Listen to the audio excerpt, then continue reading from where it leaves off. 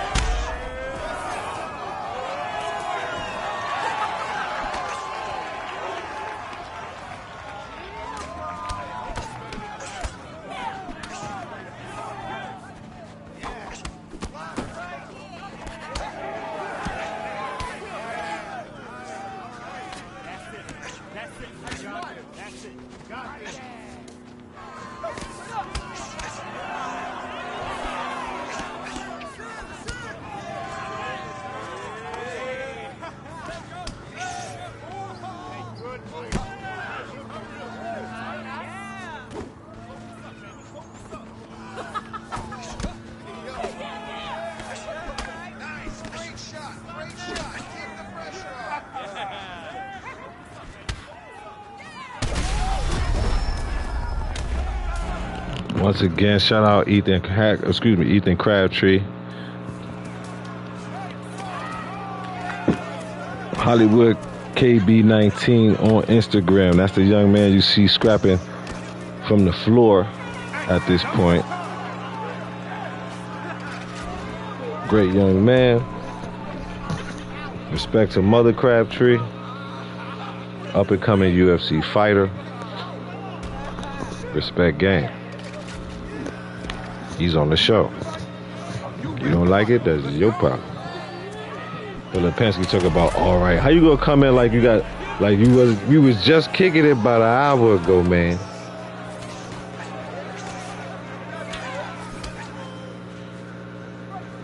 So for the new people, it's all good. They don't know what time it is. I'm still late, but for the day ones that will watch this later, y'all blame Lipinski. But for the family, y'all know who is.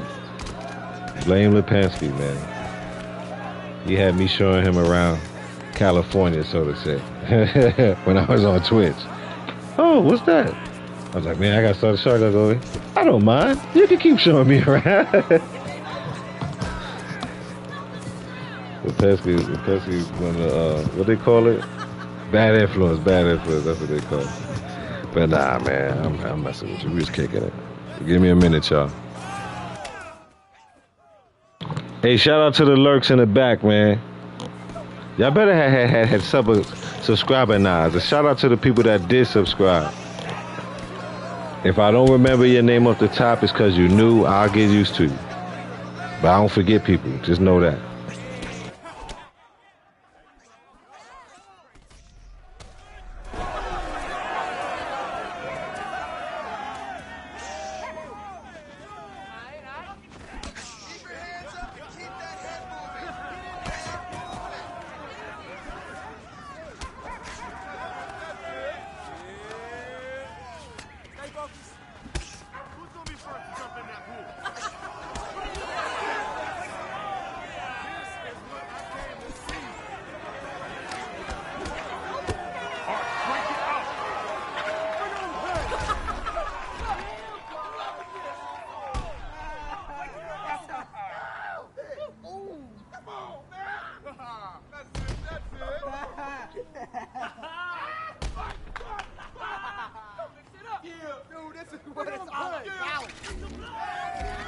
Ready to go? Are you ready? Get ready!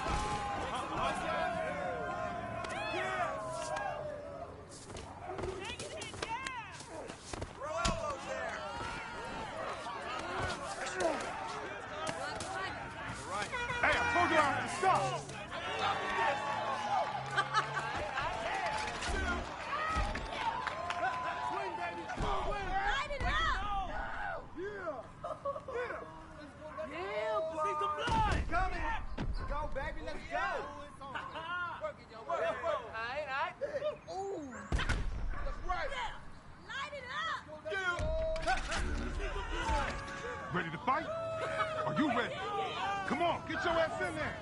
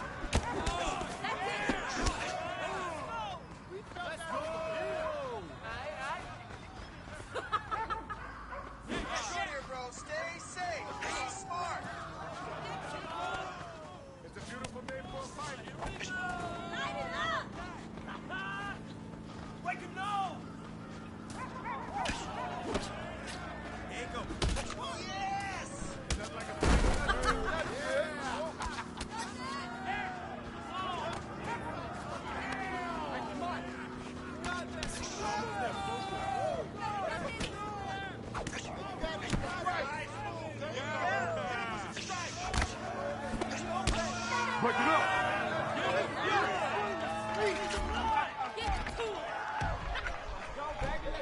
Put him to sleep.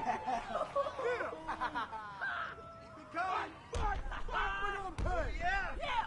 Come on. Give it to him. Let's go, dude. This is what it's all about. That's right. Yeah. I go. Yeah. Break it down. Yeah. Come on. Ready to fight? Are you ready? Fight.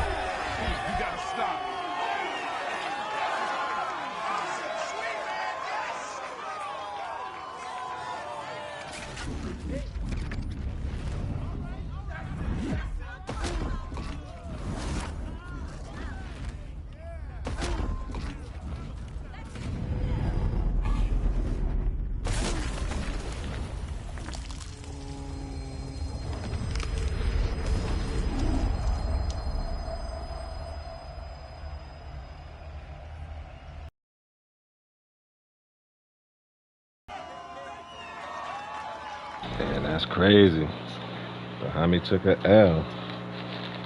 I was kind of busy, so I wasn't really paying attention to everything when I looked up the Hami. Shout out Ethan Crabtree, win or lose, that's still the Hami. He is on Instagram, up and coming UFC fighter.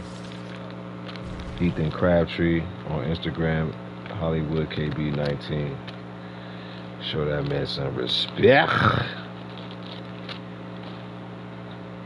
I'm up here, I gotta get myself together. I'm in a scramble right now. So there aren't any merit to gain skills. Hold on, let me read that. I think I got it, like photogenic memory. If you asking me like when you say is there any merit like for the player to get stronger, I will have to play the career with that player. That's why I said I might start doing a career with Hollywood KB, because the more I remember that from playing UFC the game before, the more further you go in the career and the style that you in, or just training with certain people from different styles, you get to unlock the styles of the characters, the featured artists that are on the game. So I hope I answered your question. Yeah. Basically, yes, Lipinski. Yeah. I got an old video of this character I made up called Kid Dynamite, and I was having fun. That's how I was training myself with the buttons on the other game or whatever. Yeah. So I'm gonna have to get into it. That's why I created myself on here, because you gonna have to get into the game to get the other skills out. So in the other style, so the players can do other things. Yeah. Alright, so let me. That was one backyard fight. Give them another backyard, because the Lipinski started to show late. Basically, that's what happened when you get two ninjas from New York chilling and vibing in a different area. And you be like, you ain't worry about that, son. I don't want that. You get over there. You get over this, son. I don't worry about it. Alright, so, buddy. I was gonna make a different character today too, but we gonna go with Fat Boy. Everybody wanna talk about Fat Boy. So we go with Fat Boy. Who is this? Did he fight him already? Nah, I ain't have him fight him already. Alexander Volkov. Fighting Steven Seagal. Yes. Let's do fight now. Steven Seagal versus Alexander Volkov. That sounds like he would put some work in. He sounds like a warrior. Volkov. Don't Volkov with me. Do you want me to take your Volkov? No, please, because I will take your Volkov and then give you the Volkov. Either way, it don't sound like a pleasantry. Stephen A. I'm about to say Stephen A. Seagal. What's the Stephen A. Seagal? Dyslexia. That was fun. Steven Seagal versus Alexander Volkov. And it's a V. Volkov. You heard that? You heard that dyslexia? That was crazy. I was like Stephen A. Seagal. Like, I don't even know what the hell I said. I can't even do it again. That's how you know it was a natural glitch in the Matrix. I did not pretend to do that. That really happened.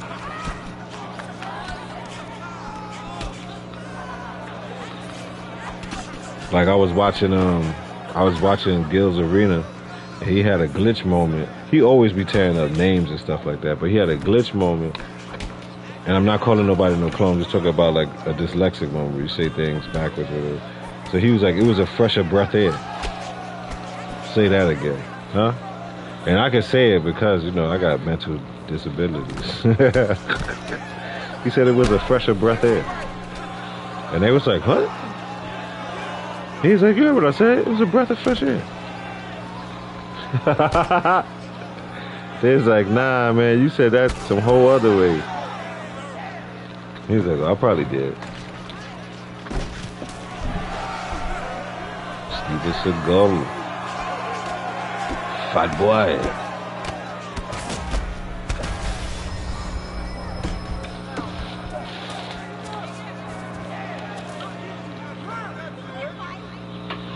She said he can't fight.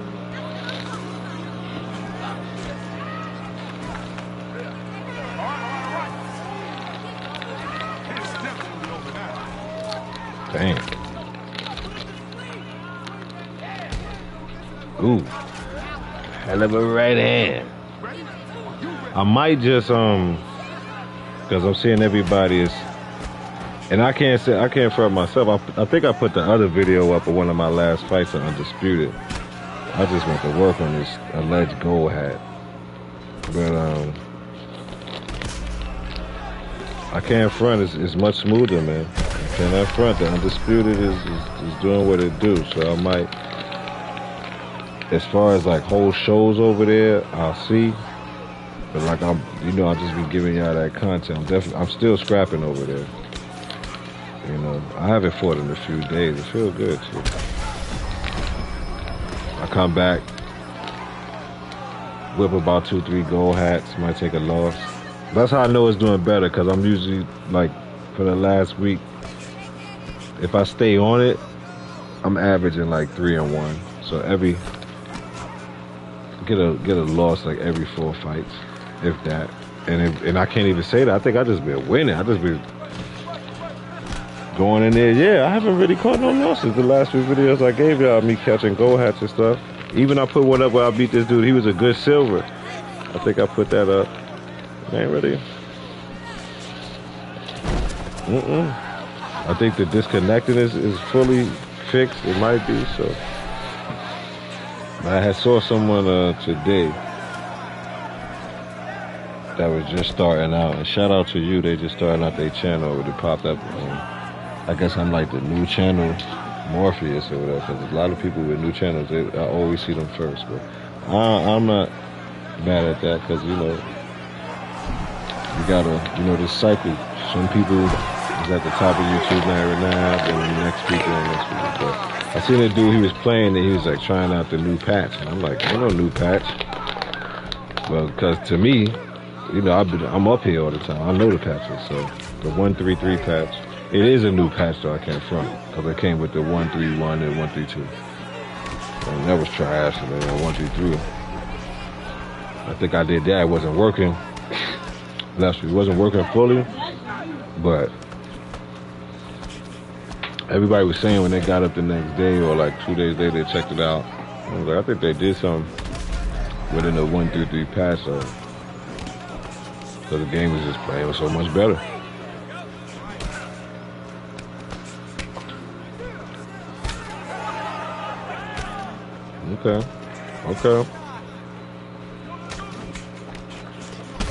Okay, fat boy.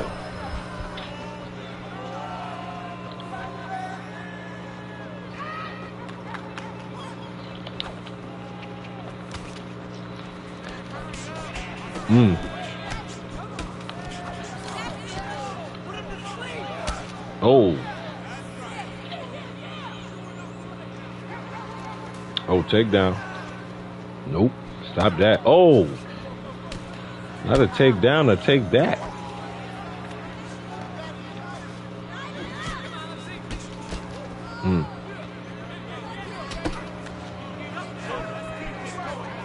Oh.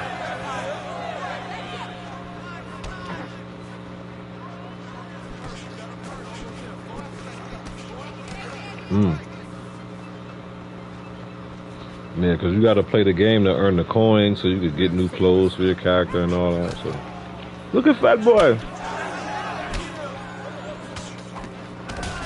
Oh, body shot. Oh.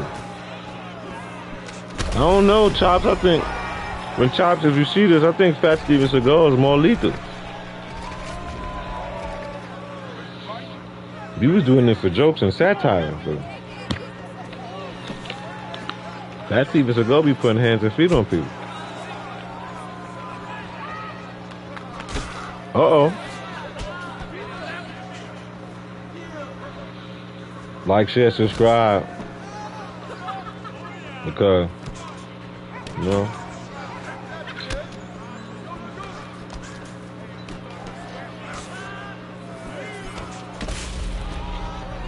It's more than me and Lipinski just in here, so.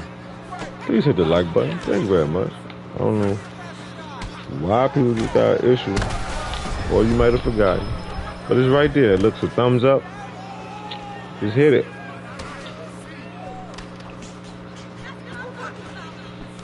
I'm eating some teriyaki beef jerky to replenish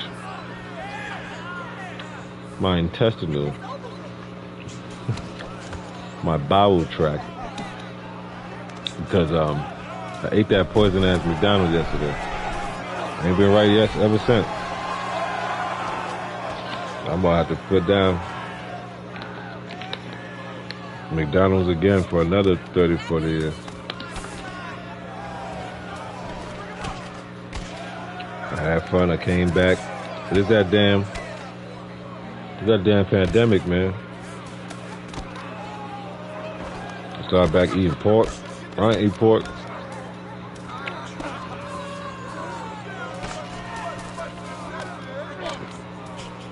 Over 20 years. Over 20 years I ain't eat pork. I ain't got nothing against it, because obviously I went back eating.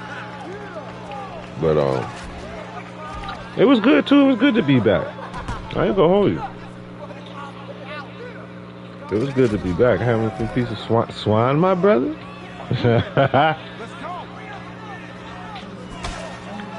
Had a few pieces of swine, you know. So divine. But nah. I'ma just say it's so divine. Something's wrong. But yeah, that macadamia, that wasn't it. I'm eating this teriyaki beef jerky. Trying to get right. Some real animal texture. Yeah. I ain't gonna hold you, man. I'm not gonna hold you. When I came back to eating pork, and it's probably because I was gone for so long. So long. Lifetime. There's nothing like... Now, I love turkey bacon now. Not gonna hold you. But the divinity within the swine is that it's the swine. So when you cook it, it's already kind of seasoned already, because it's dirty. It's like, yeah, you know what I mean? The turkey bacon, it got a little more gamier. So you cook it correctly, get the right product, the right company, it's gonna be hitting. It just don't hit like that pork, bro. You know, I don't care what nobody said, just don't hit like that pork. As Stephanie Mills said, I've been up, I've been down. I know both sides. Until somebody can say they ain't ate pork for over 20 years and had a little backslide during the pandemic when they were grown, we can't talk to them. That's why I didn't feel bad when I went back eating. I was like, I ain't eat pork since I was a child. I'm a grown ass man, I got to. Man, give me that pepperoni. What the hell? You know? I had to double check with my moral compass. It's like, you good, son, you good. You know. Salami, eggs, and bacon, my brother?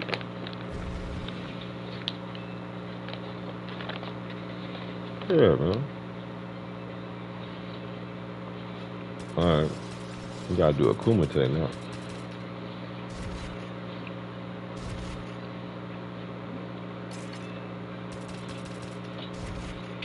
I'm gonna do...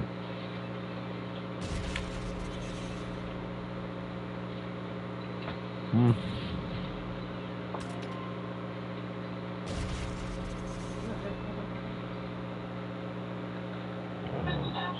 just got these.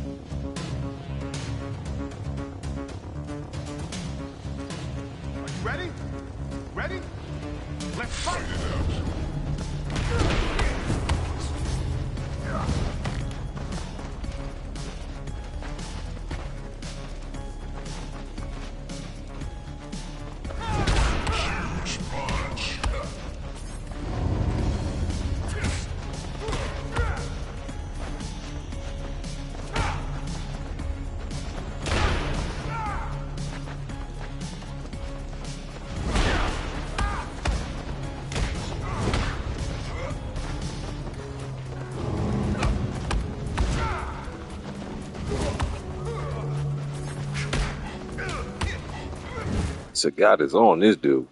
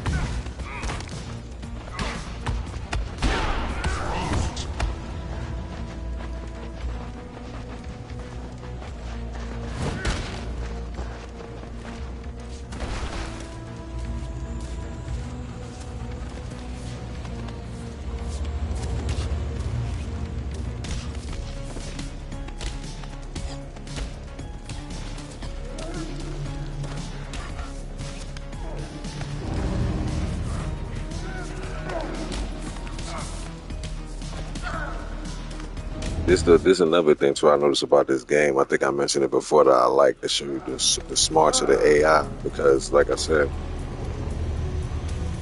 if a character is a good striker and the other person is a good wrestler, even if they're not, they're gonna try to just take him down. But if the person got more wrestling skills, they're gonna do what this guy's doing here, and that's attempt to smother you and, you know, keep you restrained so you can't strike them.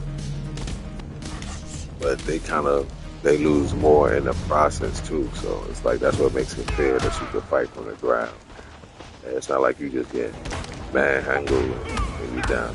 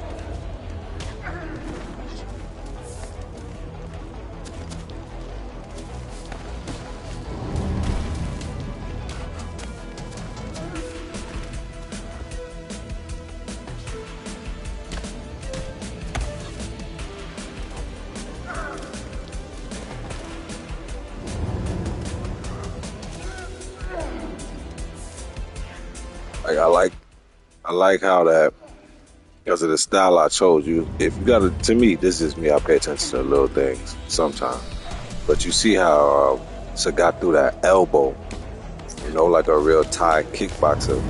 You go throw an elbow, not before, but in situations where people would throw a punch, you go throw an elbow. So that's why I like that type of attention to detail.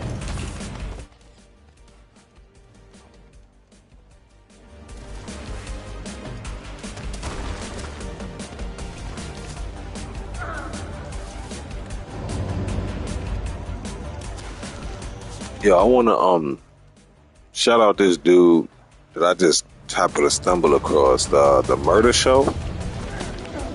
He be playing Call of Duty, right? I'm mentioning this dude because I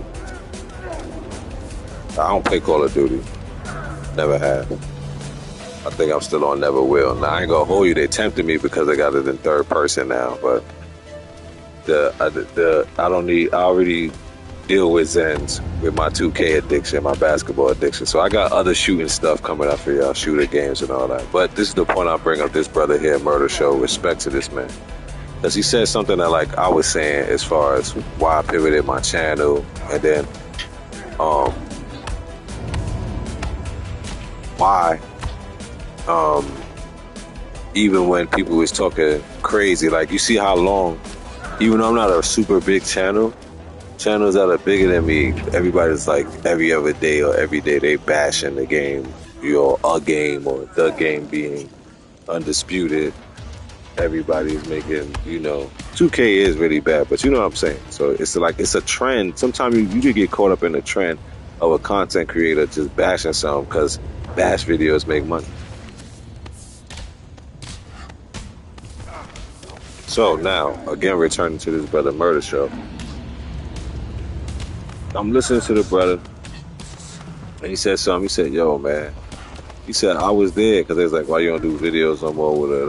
And he was just like, going live is where it's at. People like to interact with whatever show they in. He said, but mainly because, say, he just wanted to take a break.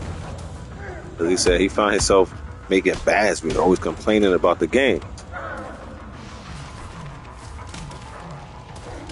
And this, once again, so I said I respect his brother. He said he took a look at himself first. Like, what's the fun to complain about the game if you go boot it up tomorrow? Especially as a content creator, you're not just playing a game, that's your money. So if you creating content and this game game trash, but we see you on it every day, that's different. That's weird.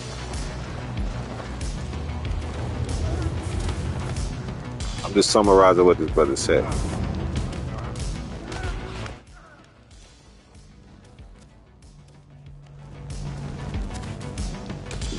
This is something I've done before with 2K17, what he just said. This was what he said. He said, so he said he started looking at himself, and then he just thought, like, all right, check this out. I don't want to be doing videos no more. That he knew. He said, but I still likes Call of Duty. So you said he took a break. He just decided not to listen or watch no videos bashing no game. Because, like you said, it started with him first. What's the point of bashing the game if he go play it and mess around, make a video or go live playing it? And he said ever since he done that, he just said, hey, look. And he said basically what I say. He said, look, the game trash, is this, is that, but this my best. This to me the best shooter game. This is what I like to do. This is how I have fun. Even if I'm complaining. He said, so I'm gonna just do what it do. And I just respect that because that's where I was at. That's how I was like. When I pivoted the channel, it wasn't fun. Like, I'm not, like, if you know, you know what I'm saying? Like, I don't feel like sitting up there every day talking about other people and what, did you know this? Nah, man, let's just chill out. Let's just chill out, fam. You know what I mean? And just have some fun because everybody got enough going on in their life. That was another reason for the pivot. I'm looking like, man, do I need to be the next dude up here talking about, did you know this? Ooh, and such and such this. And I'm good, fam. So I'm like, so that's why I laid in the cut. I'm like, all right. And then it was right there in front of me. My name is my game, OGCIRCLEGAME. So I just had to get in my lane, man. You know what I'm saying? And I'm not complaining. I'm not going to sit up here and complain about YouTube. And then you trying to get money from YouTube. I'm not gonna complain about 2K when I know I play 2K and I'm smart enough. I made the decisions that if I know the game is trash, I will disappear from the franchise for years. I've done it already. Until the next installment, like I'm not buying. I don't have 2K25. I still play 2K24. I play 3-on-3 freestyle. I play Dunk City on my phone. If the game is good, I'm gonna play that. I'm not gonna just play it because I've been through that. Because it don't make no sense to me. Certain aspects, I don't want to shortstop nobody hustle. I ain't with buying a basketball game every year for the rosters. Then you could download the rosters. If you really know about the 2K, you could download the rosters. You know what I mean? I don't know what effects you're looking for. Now they telling me that they got cap breakers and all of that. That's cool. I might get 26. I don't know. But if I get 25, I bet you I get it when it's free. Because I know they're about to shut the servers down for 24. Like, you understand what I'm saying? I'll go back and play my NBA Live 19. I can't do it. So why, if I know basically the point, if I know I love basketball, I ain't gonna sit up here, buy a game. I know I'm gonna have to play it because I bought it. See, that's where you get caught, because you bought it.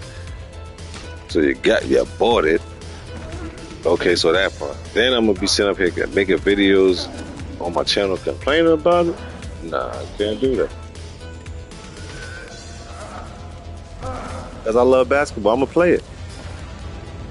You understand? So you can make observations like, oh, they still ain't fixed this, they still ain't do that. So that's why I like, okay, the Undisputed really got that bad for me. Because I was riding through it when everybody had quit. And talk about big YouTubers, you know, they had quit it. I'm good. They were doing it. They had moved on. But now you see everybody back boxing. You see everybody back boxing. And for those who may chime in on this, please do not take my words out of context.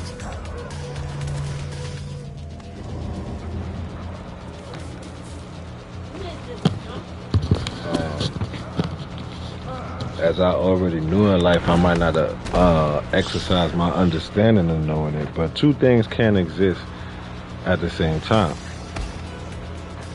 You know, meaning that the game is bad, but it is good. When it's good, it is good. So I'm gonna just focus on that. I get somebody with janky internet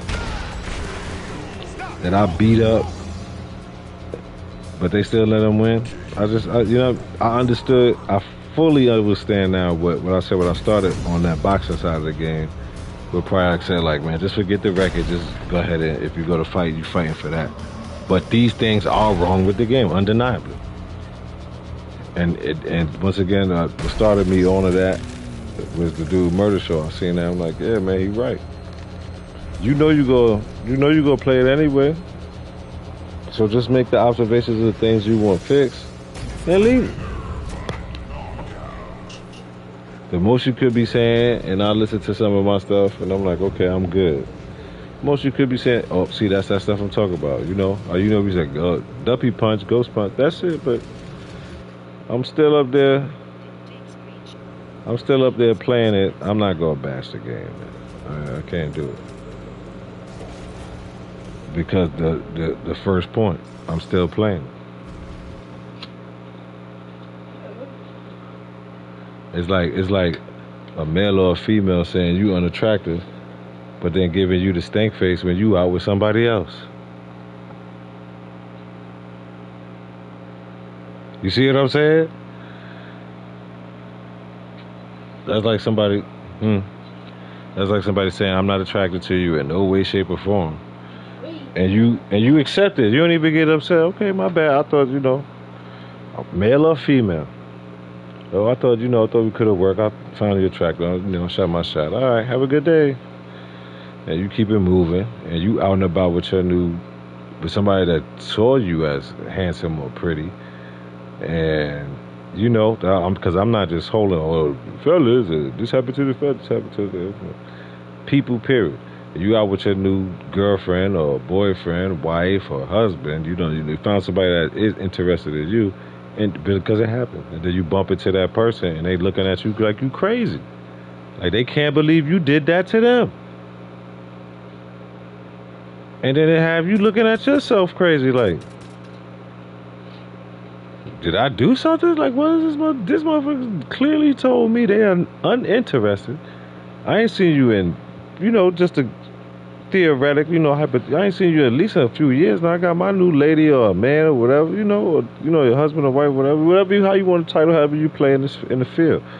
I'm with somebody that is not you, and you looking at me like I stole from you. So that's crazy. Don't complain about it. Play the game. Try to win me back, motherfucker. You never know. You know what this is. I might not like this motherfucker.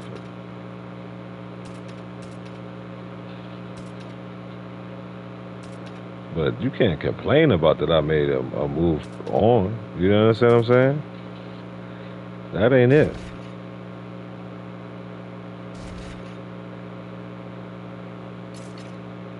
That's definitely not it. Alright, who we ain't see fighting in a minute? Oh, we ain't seen Ryu spinning in a minute. Now I want to see Balrog spin. I ain't even gonna hold you. But Balrog be knocking people with the ass out.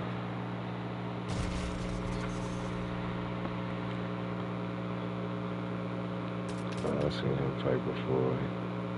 He just fought. Sergey Pavlovich? Sergey.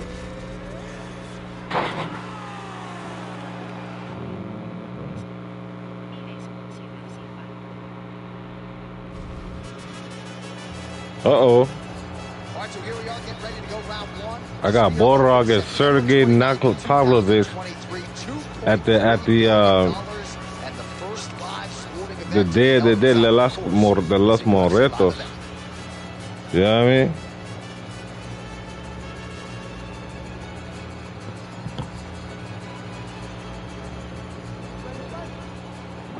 Dia de Muertos. I did not know this was that venue, but let's get it. You know, we ain't tribal struck over here. We got American engine and a goddamn Russian fighting the Mexican in the arena. Let's get it. See what I'm saying?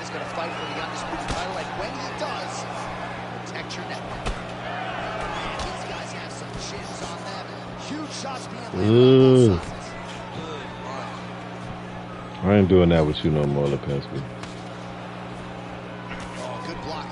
I'm getting off the time I'm supposed to get off. Uh-oh.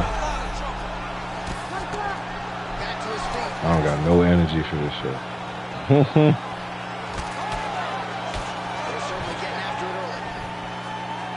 Oh.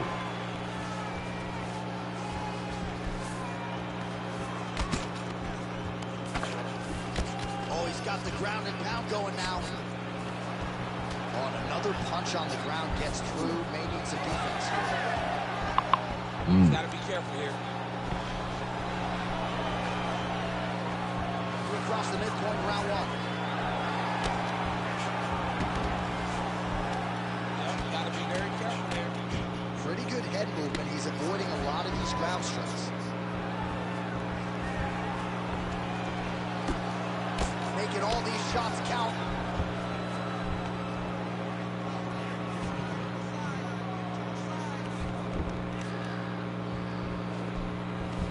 These dudes be wild.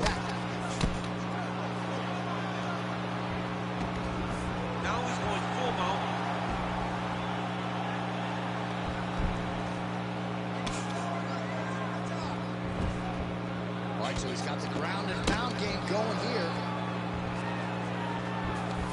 That was a slick transition. A lot of top pressure being applied here as he works out of side control. I love watching this guy move on the ground. Another nice transition there. Such a high-level grappler. You don't see that very often.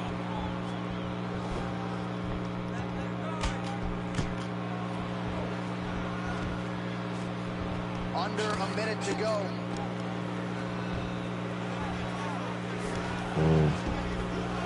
Yes, smart adjustment, yep.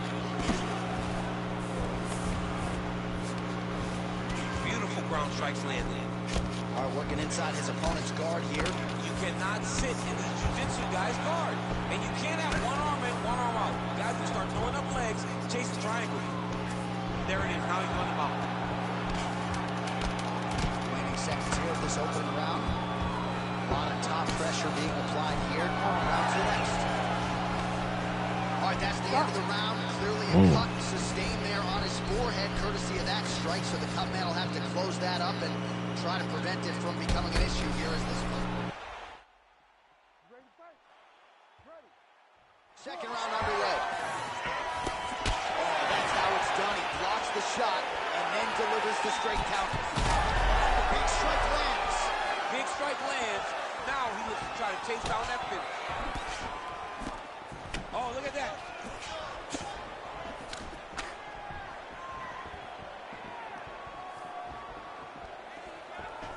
Well, he continues to do a nice job here defensively, protecting his head, raising the guard, and really frustrating the offensive fighter a little bit. Lesson 1 in boxing class, hands up, chin down. Oh, and there's the double leg takedown, DC. That is just too good, too easy. Too good, too easy. The timing was just too good. Before he could even defend, he's already off of his feet, going backwards. It's hard to run backwards, and that's what happens when this guy is stuffed. Stuffs that takedown attempt without issue. Look at that switch knee. Beautiful switch knee. Oh, he did a great job of rotating him into an underhook. Oh, nice takedown defense. Big shots being landed on both sides here. So he's really starting to put together some significant body shots here. These are going to take their toll as this fight goes on. Oh, here's a kick to the body, blocked though by Pavlovich. Really using his reach advantage to great effect with that punch there. All right, so now blood is a factor. You see that he has been opened up in that eye area. Yeah, he's got hit in the eye, and now there's a cut. But there's nothing to worry about too much now. But he's got to be very careful.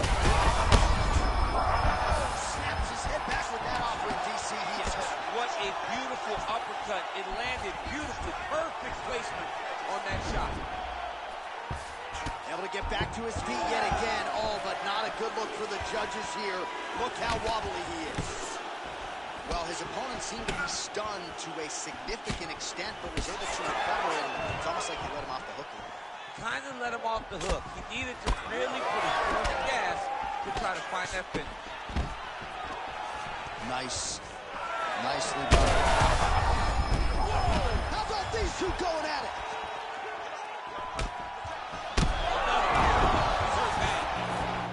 This is a good-ass fight right here, buddy.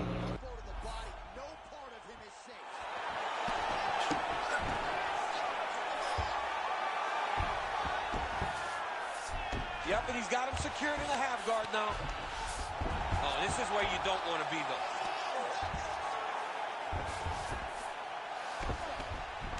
Nice shot there by the champ. All right, he's got side control here, DC. You know, he's got a lot of different submissions in his arsenal once this fight gets to the ground.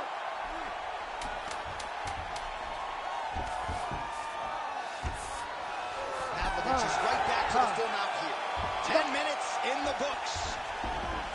Well, what a great round it was there. Concussive blows potentially on both sides. Both fighters got knocked down, and both will live to fight on. Both of these fighters have dealt with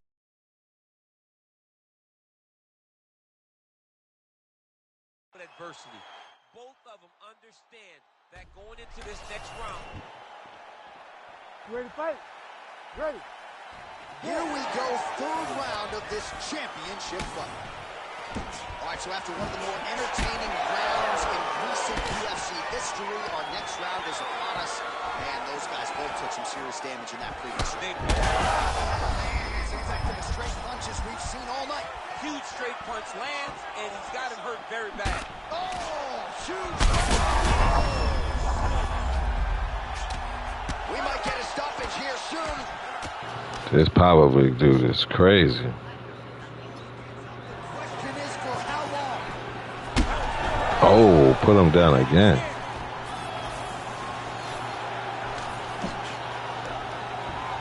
Nice takedown. Yep. Looking at his side control here. His opponent trying to control posture, but you got to be careful here. Oh, huge elbow. Oh, another heavy shot gets through.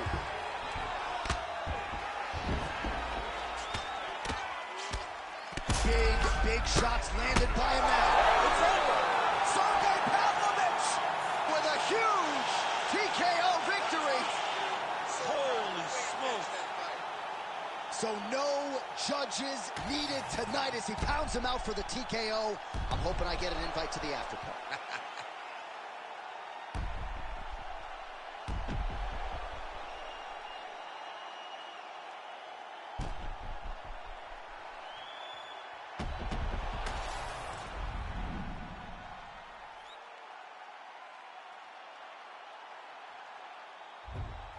That was crazy.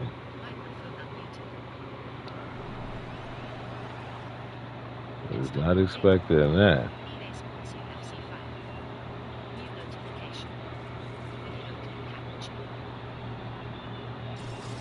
Yeah, that's what I'm saying. Like, that was crazy. That's crazy. I'm gonna give y'all one more. I gotta get up out of here.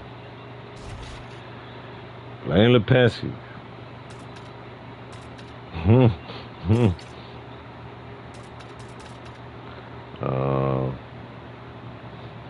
See what you got going on.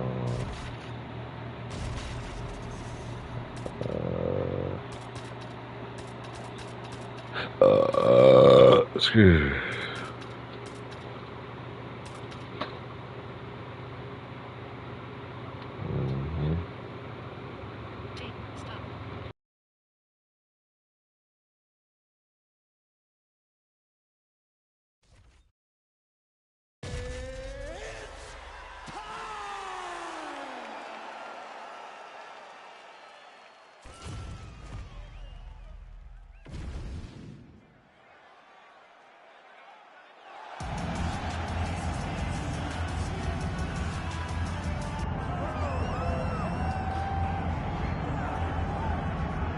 Well, he's got almost as many kids as he does Ezekiel chokes. Here is the heavyweight hopeful, Alexei Oleinik. This guy's more than 40 fights over 500 in a pro career that dates all the way back to 1996. It's unbelievable. That's crazy. He's over 40 fights. That's crazy. This just get down. But the moment he gets his hands on you, no one's nickname is more fitting. Yeah. The boa constrictor. You feel like you're wrapped within his limbs, and you cannot find an escape. Some of the submissions he has are truly unbelievable. When he hit that Ezekiel choke at the bottom, neither one of us, John, understood why his opponent was tapping. Yeah, and that was Victor Pesta, and then he got Junior Albini with that famed Ezekiel choke as well. Most people seem to know what's coming. They're dismissive of it. Alexei Oleinik is a submission magician. He'll try to get another win here tonight.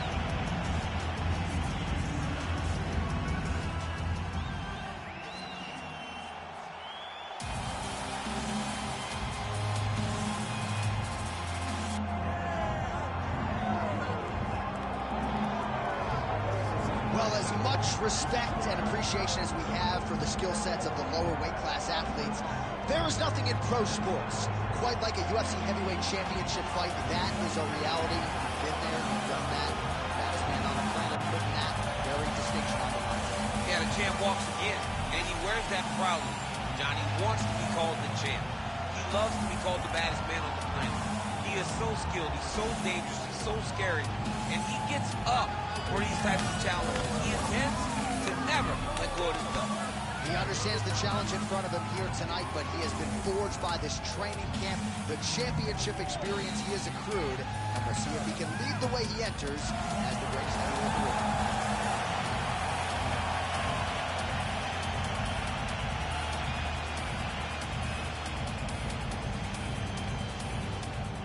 Our tale of the tape for this heavyweight championship fight. Here is Bruce Buffer. Ladies and gentlemen, this is the main event of the evening.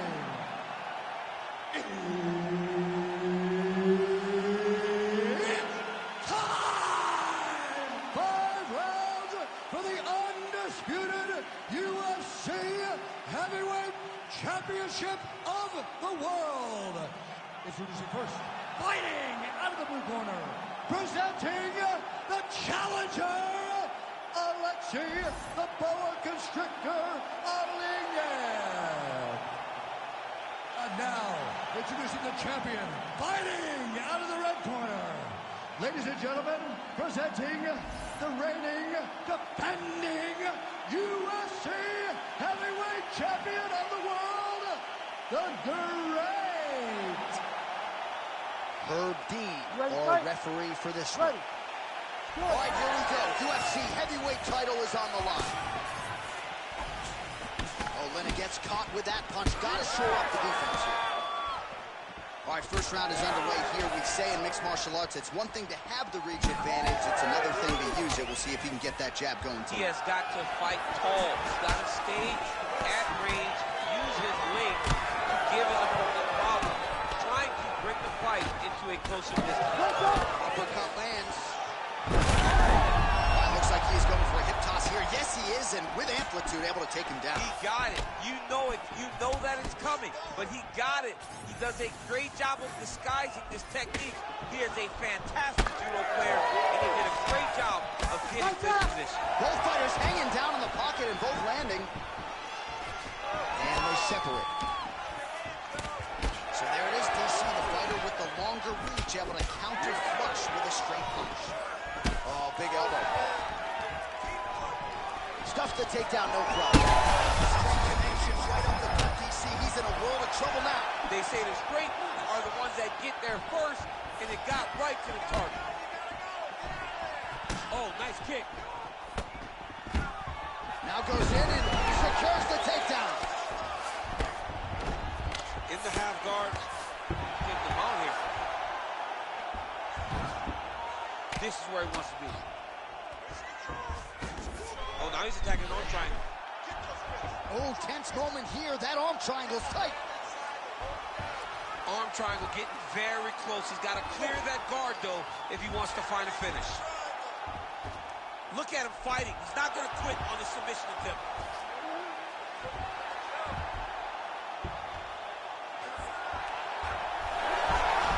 Oh, he is out. How good is that? That is phenomenal submission defense by this young man.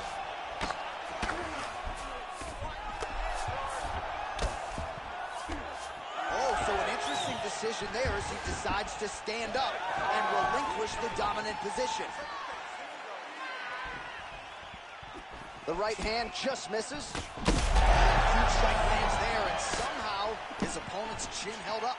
His opponent's chin held up, but you do not want to be on the receiving end of those types of strikes. 45 seconds remain in the round. Oh, he does it again, takes this fight right back to the ground one more time. This is exactly what he told. Oh, Lennox got his hand looking for a guillotine choke. Oh, nice guillotine.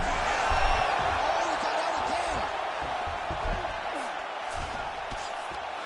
Oh, Lennox getting absolutely worked here from the top. These are some very effective ground and pound strikes. Inside the closed guard. To try to advance himself to give him more of an advantage on the mat. All right, so the round is over, but not before damage was done. Cut on the cheek, sustained in that round. Cut man in there quickly as usual to try to seal it up. All right, so the takedown's the big storyline in that previous round. Let's look back at some of the highlights, DC, and got to be pretty discouraging to get grounded that many times in one round. Oh, it's so discouraging because all you want to do is let your offense go, but every time you're getting... You ready? You ready? Go. All right, round two. Oh, beautiful technique on that straight punch. That kick blocked by Olenek.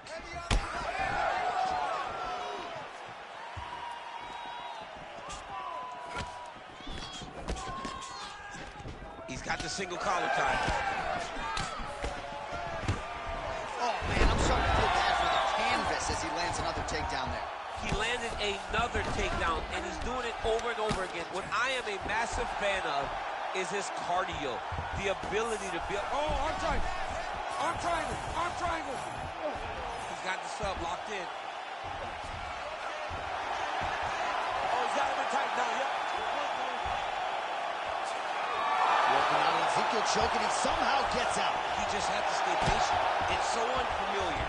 If you panic, you're going to get submitted. He didn't panic. Gonna try to take his opponents back here, and he does. Good work from the top here by Olin. Moving his head pretty well defensively on the ground here. Oh, staying busy from top position. He lands another ground strike there. Oh, he's going to try to go again. He's getting very close to this submission. Good job by the champ there. Sliding back up. Oh, huge pop from the crowd as the fighters get back up to their feet. I mean, He's hurt so bad. He's got to find safety. Find a way that you can recover. Oh, nice leg kick. ooh, big knee. Oh, my goodness, what a right hand. Oh, big shots exchanged in the pocket there. All right, what do you think? Another takedown attempt here. It seems like every time he's gone to the well, it's been there tonight. When you're that successful with any one thing, why would you change it? He's going to shoot for another takedown, and I would almost be willing to bet he's going to secure it. I'll take your action. Okay. And there it is, yet again, going for the takedown. Gets to the single collar tie now. Under a minute now to go. Lands, straight punch lands. That's as good a punch as he's thrown. The punch that lands down the middle, the one that you don't feel, is the ones that land perfect, and that one landed perfectly. Oh, now he's going to find himself in a little more danger. Takes the back, now going for the rear naked choke. Oh, how good is that as he gets out? That is great submission defense, keeping everything short and not allowing his opponent to get the submission victory. 10 minutes in the can. All right, so the round is over, and you see the cut man not wasting any time as the fighter makes his way back to the stool. The cut man will try to shut that cut on the bridge of his nose and prevent it from becoming a factor here moving forward. All right, so a high-level round there for him. We'll show you some of the action here, and you got to think the knockdown is going to be featured prominently here. Thought he might have had him out of there. He thought he had him, but the guy's tough. The guy's durable. He has a fantastic chin, but he just needs to stay the course. He does not need to be discouraged. Think about this. You're winning, and you're winning going away. That was just a moment. Keep going in the same direction, and you will get the finish that you want so bad.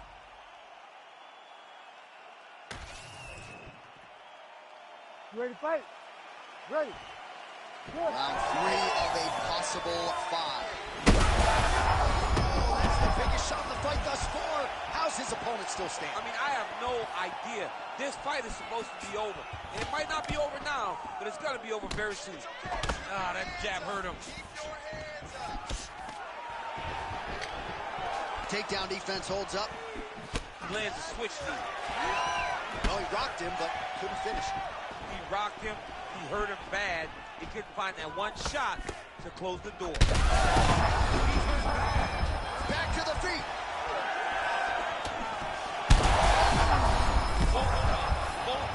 Both unwilling to take a step backwards. What a phenomenal fight.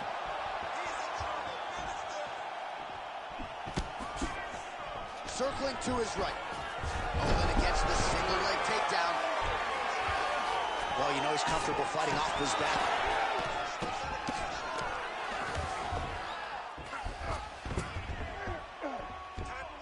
Oh, might be trying to set up a leg submission here.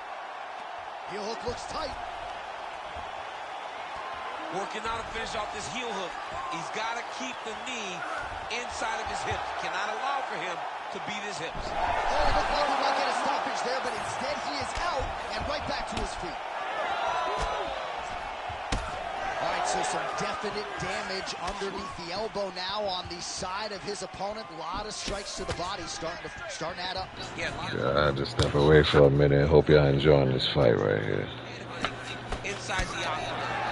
I think he is fought beautifully right now. He's starting to show some. Oh, got the hand free and landed out of the clinch position. And now some separation. Well, it's all pace and pressure down the stretch. He is really lighting them up now. Enters in on the double leg. And they separate after exiting the clinch. All right, he closes the distance, gets the single collar tie.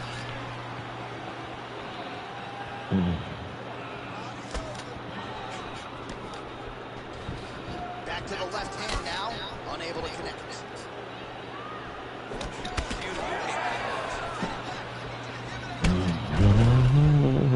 Olynyk goes for the takedown, unable to land. One of the better takedown artists out there. Nothing doing on that. acknowledge off the top that he had a reach advantage, and he really is using it. Nice punch there. So wisely, he continues to attack that area that is cut wide open. He was doing his thing out here. Hey. It's like an art. I mean, you want to get your hands on that cut. You want to punch with it. You want to elbow it.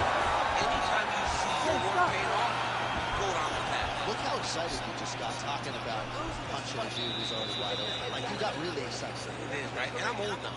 I don't even want to fight no more, but I do love a little damping.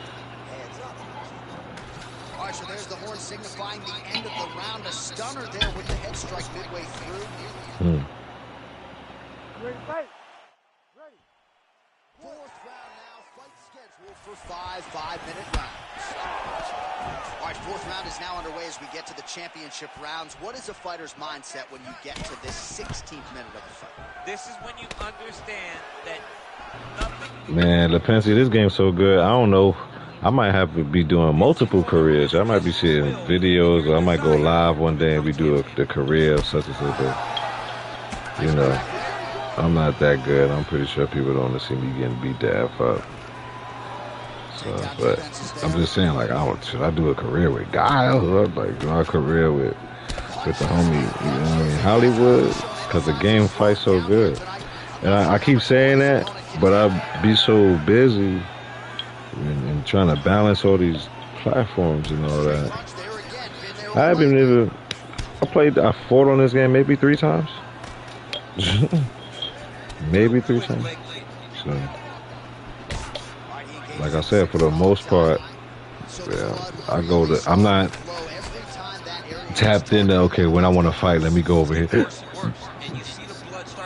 Excuse me, because my first form of contact, my first love of combat is boxing. So.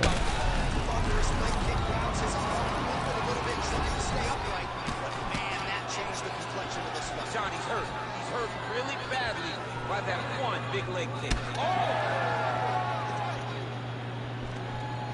Right hook to the head. Oh, your wife really in the UFC like that? That's what's up.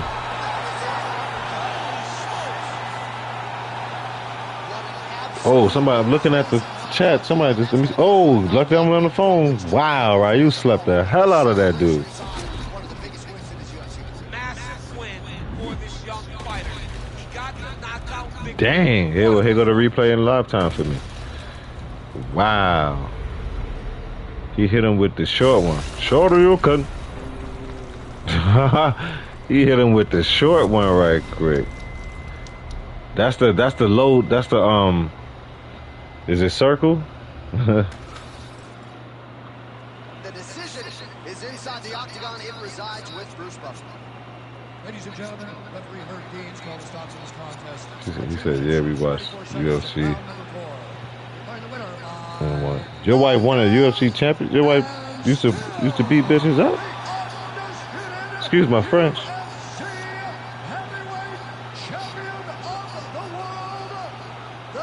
You better not talk back to your wife.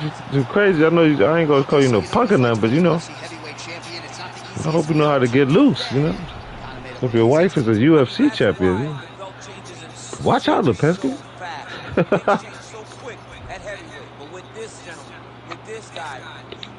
But that's what's up, though. So brother Lipinski got a UFC woman. She be in there catching them with roundhouses. No, one championship fight is. Got you. I was like, okay, respect on the respect. You better step up under them roundhouses. Your wife a UFC champion. It's a difference. Like she knows she into it. She be in the gym. Man. So your wife is a champion. That means she know how to squabble.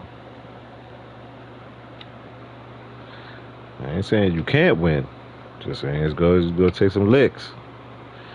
You know them sisters, they be swinging with emotion and screaming. That she got it trained. She's gonna be doing train swinging and screaming.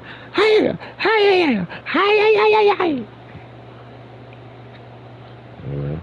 gotta be like, woman, if you don't stop that UFC ish, Before I choke slam you. Before I slip one of them, I catch your leg and fold you like a chair. And, well, he said his wife was Italian and Spanish. Whoo! That's double the passion. Damn. She be on your ass. He said, I'm not just gonna get a sister. Sure. Is she Sicilian? Because then, you know, whoo, she could curse you out about, well, Italian and Spanish not too far from each other, but you know.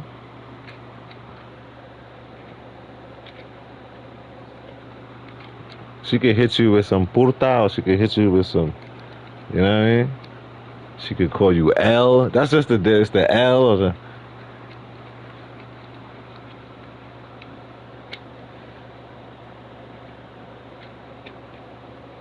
And la puta madre, that's a little bit of the Italian, you know? That's the putas madres. Yes, it's yeah, you know, I figured, you know what I mean? I don't get nobody in trouble. I you know, you know what I mean? A little bit of this, a little bit of that. You know what I mean? Respect on the respect. You understand what I'm saying? A little bit of this, a little bit of that. Yeah, so she can hit you with the putas madre. She can hit you, you know what I mean? She can hit you with the molta bene. Or she can hit you with the, you know what I mean? The gracia. You know what I mean? With the bueno. You know what I mean? I understand. But I do also understand that you get cussed out in about 3 to 4 languages. Which I said you've been down about 20 years, so y'all done got some fights. Cause I'm down with mine 20. You get to some verbal squabbilization. So she done cussed you out in English, Italian. Then it's a different version of Italian because she's Sicilian. She hits you with that bottom boot vernacular. You understand what I'm saying? You probably done said that and got slapped. You old bottom boot that? What? Lipinski done had to defend himself against 4, 3, 5 different type of women in one mech suit. She can cuss you out in about 5. Then if she intelligent, she probably know a little bit of them other languages around her country. She hit you with some Hindu or something. You better watch out in there. That's why I was like, she a champion. Fight for a UFC champion? Let me get some security over there for my Brody, man. She's speaking different languages. She's throwing around her. Shit is confusing. And I know Lipinski is a smart brother, you know. You probably don't need Rosetta Stone now, but that was probably funny when y'all first started courting.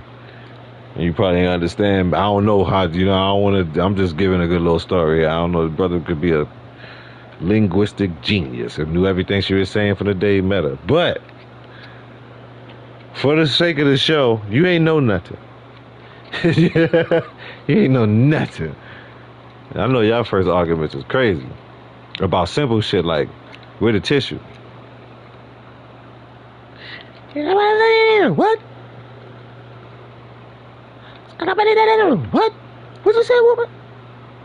Oh, y'all first moved together? What? She's a California girl, was born and raised in San Diego. She don't speak none of that language. Oh, you got lucky. Y'all both be like, what? Y'all better take her to abuelo or abuelo. You know what I mean? If they're around, God bless. You better take them to abuelo and abuelo house. And them uncles. And them, you know what I mean? Them tios. And those titis. To get over there so they can learn. And just lead their ass. Just lead them. They grown. You don't gotta feel bad now. But like, come on, take this ride with us right quick. Where we going? No, we love y'all. Just come on in. Oh, she can't help it. You know how much melanin is running through her veins? She can't help it. Then you probably dark like me. You just set them off, man. This is what we do. We got swag. We dark. My height is 6'3". Come on, you're from Harlem. You're driving that woman crazy. I don't want to say it the way I don't want to say it the way Mac 10 said it. You know. because it might be disrespectful to other people. But what he meant, but I guess I'll just say, with enough game to drive a square boopity boop insane. That's what Mac 10 said. And when you have when you have that swagger, that aura, as you choose, when your aura, you know, we've been to about that. We called it the glow. It was on the, you know, you got that glow. Y'all kids are saying aura and aura farming and all that. It's cool. It's no problem. But when your swag is on 10 like that, fam, the ladies, they can't control you. You understand what I'm saying? Like, why would the tiger let me ride him in the jungle, but he don't stop when I say drink water. He go eat fruits. You see what I'm saying? It's just, they don't. And then see what you got though extra. Cause see the sister, the copper sisters, they don't want to tell you they love you. They be trying to be tough on you. You got the passion. Yeah, oh yeah. You got the passion. So I know it was a lot of women. Calm down. And you gotta say that anyway to all of them.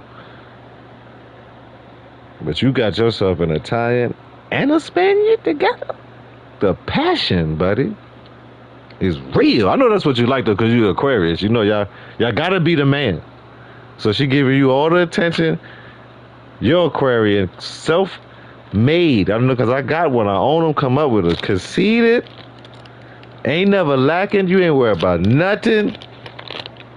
So her chasing you around the house with that rolling pin, because you ain't paying her no attention, is exactly what you need. Exactly what you need. I don't know your wife's sign or nothing, but I know you Aquarian. Ain't nothing phasing y'all. Y'all don't be paying attention. Y'all too worried about doing your thing. So you need that person. Come here, I love you, but what you doing? What you doing? I doing nothing. Mind my business. Why you mind your business without me? Yeah, my wife got knees, so you could say that anywhere. You get it from there. That's basically what you got.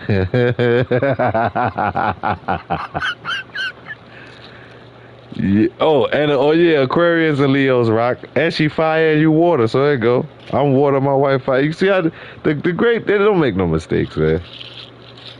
She fire, you water. So you being cooler than a mother. That's I forgot you water sign gang.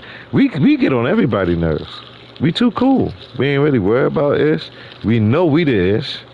And do your ish. Yo. Yeah. I ain't gonna speak on it too. But when I was younger, young man, long time ago. I had me a Leo girlfriend. She couldn't stand me, but I mean, she could stand me, but you know what I'm saying. I can't be controlled.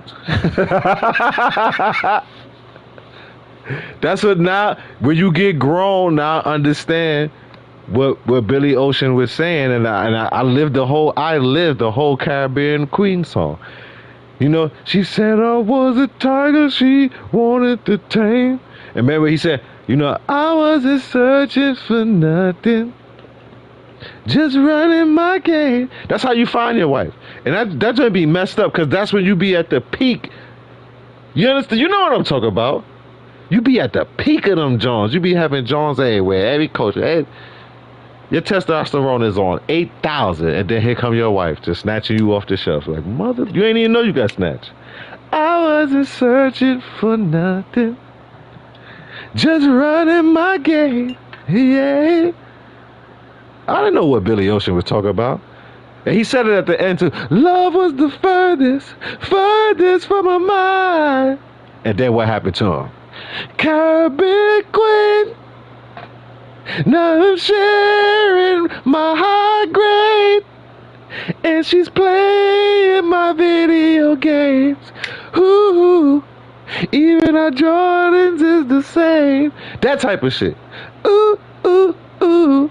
And he did that song in every culture. Caribbean Queen, Oriental Queen, Italian Queen, Spanish Queen. Because it don't matter. Once you find the woman that matches you, she's gonna take you. You was the tiger that she wanted to tame, and that's the whole thing with it. I'm telling you, man. Now years old is happening for me. The year to 9 is happening for me, man. You can't control. Shout out Corey Holcomb, man. This is my favorite comedian since I was a young. I understand now. Corey here, cancer like me. We cannot be controlled. I'm not like water. I was born. I'm water. I'm a water sign. If it get cold, I get hard. No pause. I turn into ice. Rock. Bam. Can't puncture me. Can't penetrate me. If it get hot, I chill out. I turn into water. I'm chilling. If you mess with the water, mess around and drown you. You think you're safe on the land? Don't make me have to throw a wave, a tidal wave. Tsunami this bit. I'll tsunami this bit. Yeah, your daughter can't. You know, see, y'all. I know y'all two probably get on your wife nerve because y'all. I don't know what the other daughter is. I think you said Scorpio. Oh, so you get on your wife nerves, Lipinski. That's both your twin gang right there. Cause my daughter is Aquarius and Scorpio. Your daughter's Cancer and Scorpio. Oh, she don't got no wins. But all y'all signs belong together though. That's the crazy thing. My big son is Leo. You understand what I'm saying? So, but fam, I know your wife can't stand you. I know, cause the girls defend their daddy anyway. And then you got a Cancer in the house like me. Now I don't know which type of Scorpio you got, but the Scorpios, they usually be quiet. That's what my daughters do. They let the one with the mouth talk for them, and they just co-sign them. You understand what I'm saying? Oh, I know you get on your wife now. And my wife be trying to tell my daughter something about me. They be like, hey. Leave the old man alone, man. Hey, that's your problem. That's your husband. That's our daddy. We don't got no problems with Slap.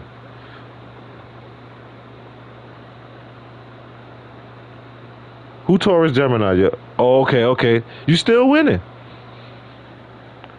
That one probably get along a little bit more with the Mama Dukes.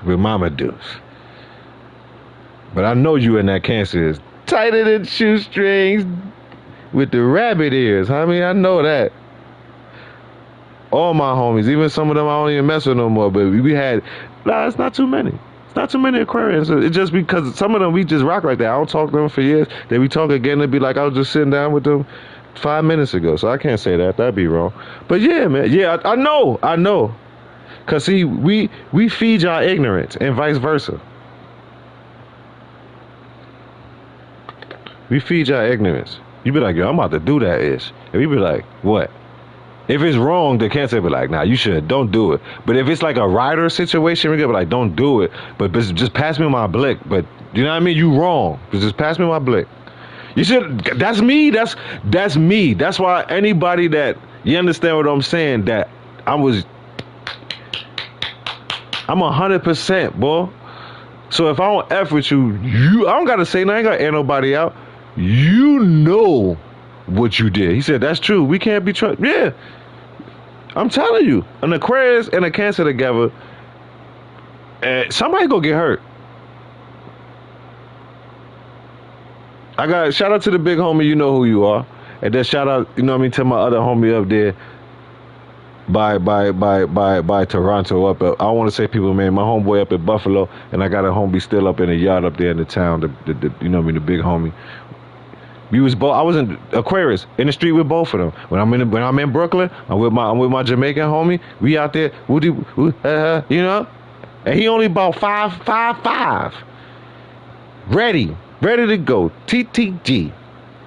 3, 2, 1, go. We're extra to the public figure. You know what I'm saying?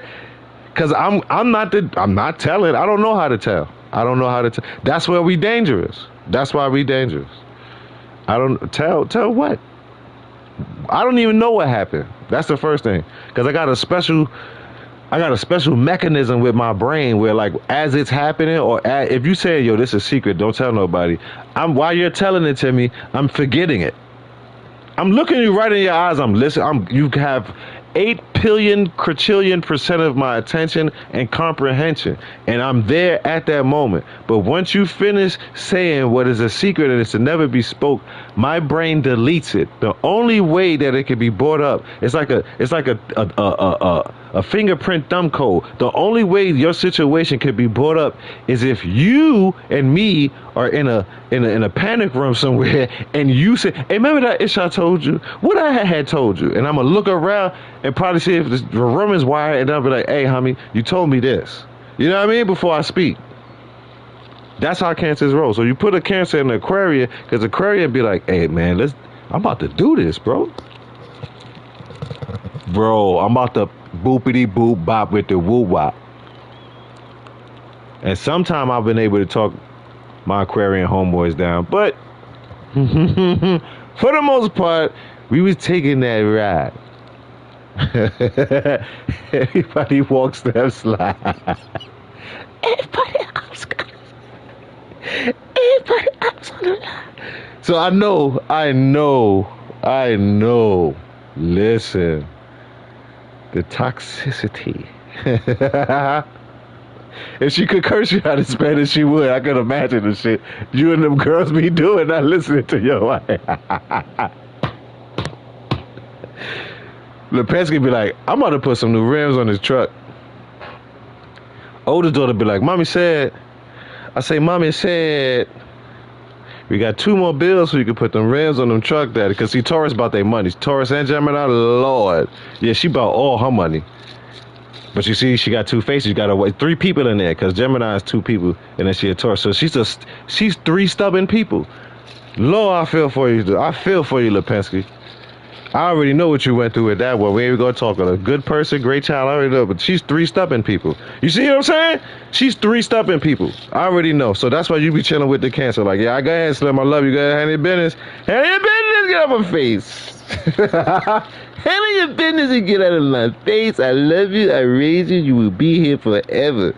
That's it. And you grown now. I know where you at with yours. Get out of my face. But you in that Cancer? Double entendre, y'all are a Cancer. Because we with the isn't and it. You understand? And just as crazy, ain't too many things that the Aquarius gonna say that a Cancer gonna even not gonna laugh at and be like, "Yeah, I'm with that." So after the big daughter say, "Mama said, I'm with the rims of the car," the young lady be like, "Mind your business, put them rims on that truck. That ish look crazy, Daddy." And that's all the Aquarius need to hear. For real, because you know, my daughter, we call her the fashionista, so you know you about your style. Shit, Dr. J Aquarius, one of the cleanest mother truckers to bounce a basketball. Dr. J, go look at some past pictures of Dr. J. You talk about swag Elohim, boy. Man, put it on and put it on. You understand what I'm saying? He about 68. He got the silver waves. He got the silver 360 spinning. And I think he got a young John, at least for his age. He got like a 40-year-old John. Say, get him, Dr. J. I seen Dr. J. And I'm going to say it before I end this show, because I start feeling a little bit. I seen Dr. J kiss JaVale McGee mama right in the mouth, or vice versa. She couldn't wait to do it. She walked right up on him at the dunk contest, homie. And I think JaVale was in it. Pam McGee, she came with that. I ain't gonna tell nothing. You know, we talk about people, mama, but she a Sagittarius. She built like a Sagittarius too. My wife, Pam McGee, came over there. And Dr. J, she was walking to the. She was. Man, listen, I'm telling you. Dr. J sitting there at the dunk table. You understand what I'm saying? Because Pamela McGee, JaVale McGee, mother like 6'4". You understand what I'm saying? It's a whole lot of women, just Amazon. So they sitting there, and she walking. She dressed like, okay, you thought she was going out. You know, it's an all-star game, and she walking over to the table for the score table, for the dunking table. And I think that's when it was just all the old players was there. So you know, I mean, men is men. So you know, we looking at it, we like, okay, damn, we ain't know Pam was holding like that. So that's what JaVale done did. I said, yeah, you thank the ex-husband. Well, thank you, Mr. McThank you. Yeah, man. So you know, you be observant, you know. Then she started walking to the table. I think it was Clyde Drexler. Somebody looked over like, player, you know how you do when it's your homie and you like, and your homie might have said something about getting with her. And like, man, No, it's your chance, man. What you mean? But and Dr. J wasn't paying attention. Cause he be serious about them dunk contests. He's like, man, that punk mother junker, he missed that dunk. And he like, yo, Julius. He's like, what, man? I'm doing it. You see me doing a scorecard? Like, man, Pam is walking over here, man. And you see Dr. J lift his head up slow, cause he a player now. We talking about a real Aquarius now. Cause you got the good and the bad. You got the swag and the unswag. All astrology. We talk about swag Elohim right here. We talk about Dr. J. We talk about a man with so much drip, so much swag that his afro blew in the air as he jumped from the free throw line. Do you understand what it is like when you so wavy that your afro is wavy as you fly through the air? Anywho, so she walking to the table. Dr. J, he lift his eyes up, and you see him just lean back like a player. I said, come on, that's what my daddy used to do. That's what my daddy used to do. He leaned back. You understand?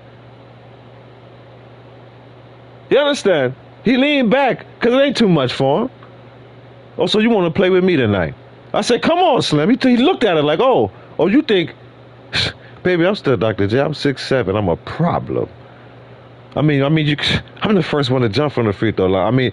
And she keep walking. So, and I think I'm right. Clyde Drexler, he's sitting there, and Clyde Drexler leaned back, and he looking like, oh man, this gonna be some pimps taking some players. Everybody started looking now because she getting closer. Everybody looking. She ain't looking at nobody else. She looking at number 32. She looking at number 6. Whoo. She looking from that true player from Strong Island. I say it again. I say she's looking at the true player from Strong Island. The man that used to fill up arenas with no internet. Huh? I say she looking right at him. You know? She looking right at Dr. J. And as I done told you before, Dr. J now he looking right at her. And you know Dr. J, tragic lost his son. You know this wife that he was with, they was in love, but the son had passed away, and they couldn't be together no more. You know, so he did what a player do. He put that left hand up, let her see his naked. Huh? But he ain't excited. See, this I'm giving y'all some game, man. This for the young bulls. This is the meaning of the story of the Papa Bull and the Son Bull. What I tell all my sons. You walk down. You don't run down there when you see all them heifers, bull, huh? You don't run down there. The great grandmother made herself 10-1 for a reason. You walk down, cause if you run down there, you just go get one. If you walk down there, whew, you go him tomorrow. You hear what I'm saying to you? So Dr. J, he looking, and now he leaning. I'm doing it as I'm telling you. He leaning now about 30-40 degree angle. The player just, you know, with his legs crossing the chain, leaning to one side of their armrest, you know, and the chain looking at him. He watching it come to him. You understand what I'm saying? It's like when you go to the top restaurant or something like that, and you order your steak. Yes, you know what I'm talking about, Lepesky. You talking, you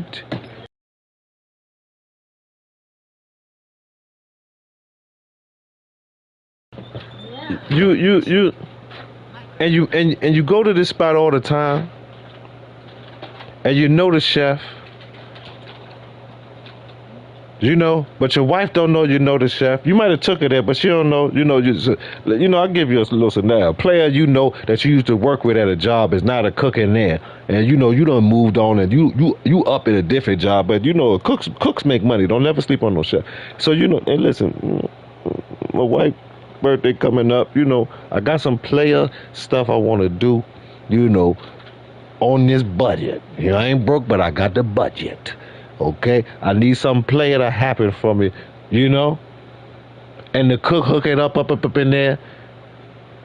You know, get you a booth you ain't never had. Y'all sit at this booth regularly, but you go be in this booth tonight, and your wife or your lady, well, how you do that? And you don't be no goofy and come on. Well, you know, I know the cooking. I said this especially for you. You lean back, huh? Ain't that you know? You let her know you got to hook up. Yeah, I just happen to know the cook, baby. I just threw this together for you. And you do that, and I mean, in that moniker, that tone right there, that Colt 45, that Billy D, right there. See, y'all goofy ass, Travis Hunter ass ninjas are jumping up here, bunny rabbiting and all that, because you ain't never had none since you came out none.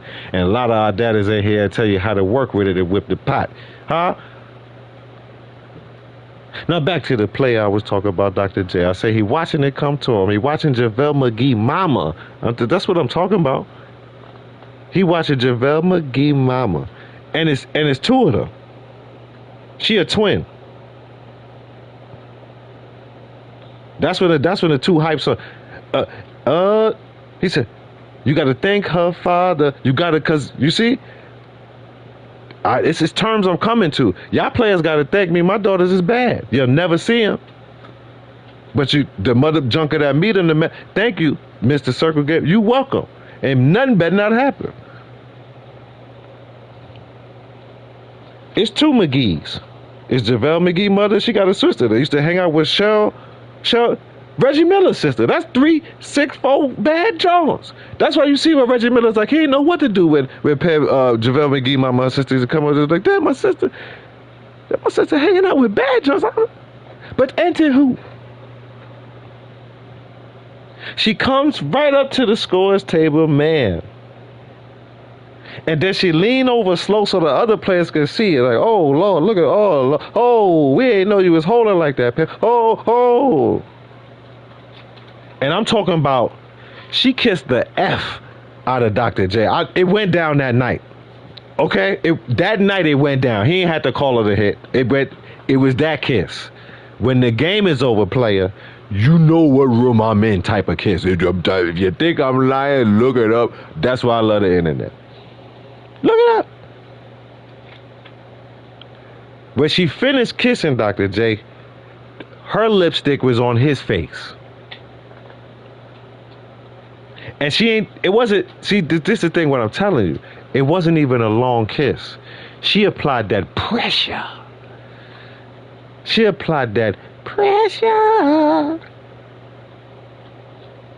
You know, like, big man thing when you in a party there and man's them, you play the waller, you know what I mean? And you let the girl there work, sir. Right there upon you. You let her just work, sir. Like that type of pressure. The kiss didn't last no more than 5 seconds, but all of her lipstick transferred to Dr. J lips. He was wearing lipstick. And he held it. He held it like a player. He held it. Right? And she leaned back like with the face like, yeah, how you like, because I've been waiting to get you, Julius. You understand? And then she spun around for you can see, this what you going to be working with. This is how we package it. This is the logistics. I'm going to need you to put this in a box, pack it up, tape it, and ship it out.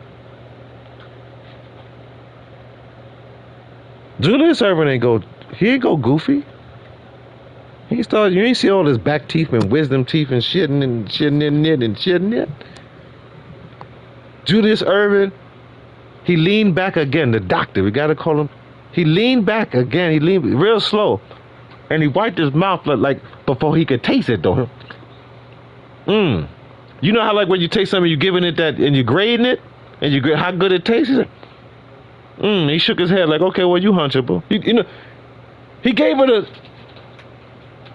Yes, you can have some Julius tonight. Not like, oh yeah, I was ready. Ooh, Pamela McGee. He said, you're okay. I'm gonna come check you, Slim.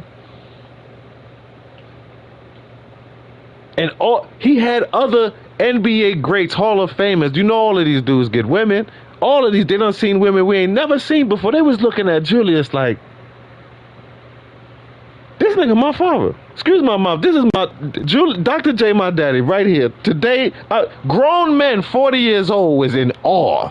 Retired.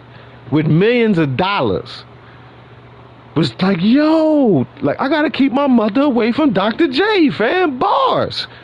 He is him.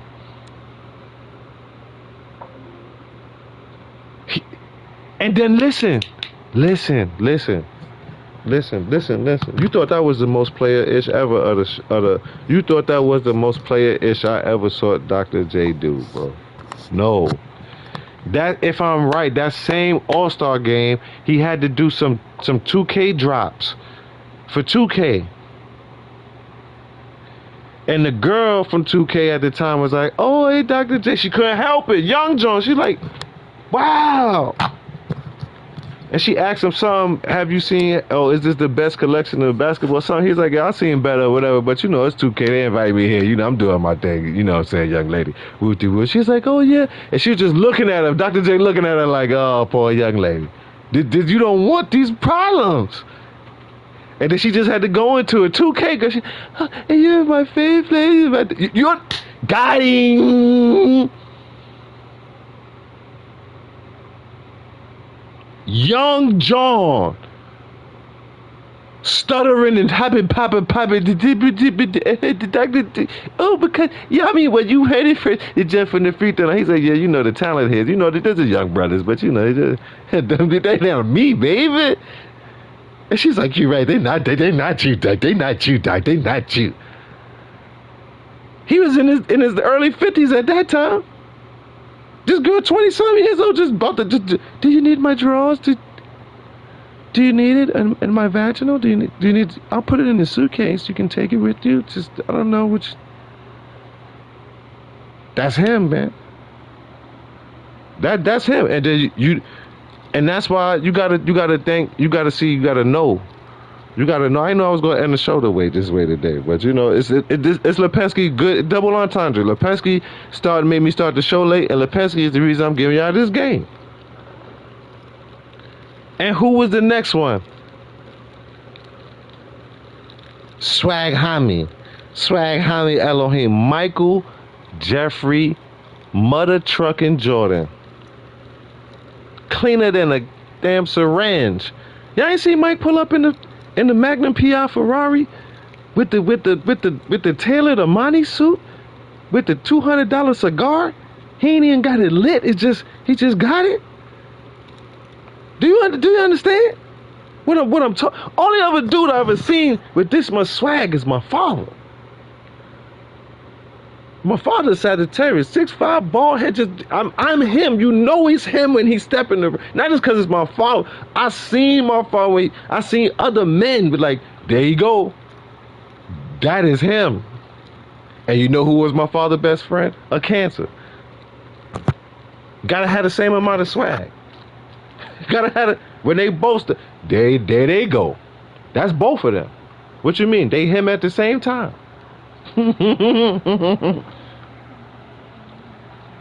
We looking at two Hyperions that chose to not cut each other head off. They said there can be two if we become the one. You my homie? Yeah, I'm your homie. All right, that's it. We ain't gotta cut each other head off. It can be two Hyperions. They was lying. That was Dr. J, man. Kiss JaVale McGee mama in the mouth. That was a good OG story time. Right? I seen it, man. And the only was Jordan, man. Go look at Jordan Fitz, man. See all y'all, man, all y'all little. That's why he coming back, man. Jordan was looking better than y'all, where he was wearing the old Abuelo jeans with the crease, the old, however you want, the American grandpa, Caribbean grandpa, the Spanish grandpa, the Russian grandpa, the grandpa jeans. Them shit still be jabots or hard, you know what I mean, a polo or whatever they wear, but it had a hard crease down the middle of the jeans. Because when they come up, they wore suits and slacks and like that. That's what you do. Jordan was looking fresher than these young dudes with the grandpa Jordan jeans on. And he was wearing the Jumpman Jordans that don't nobody wear. He was still having more swag than these young bulls out here today. Coming out here with your chest out and nipple rings and all type of freaky. What the hell y'all got going on? Ain't no dressing. I ain't putting nothing on. There ain't no threads. There ain't no.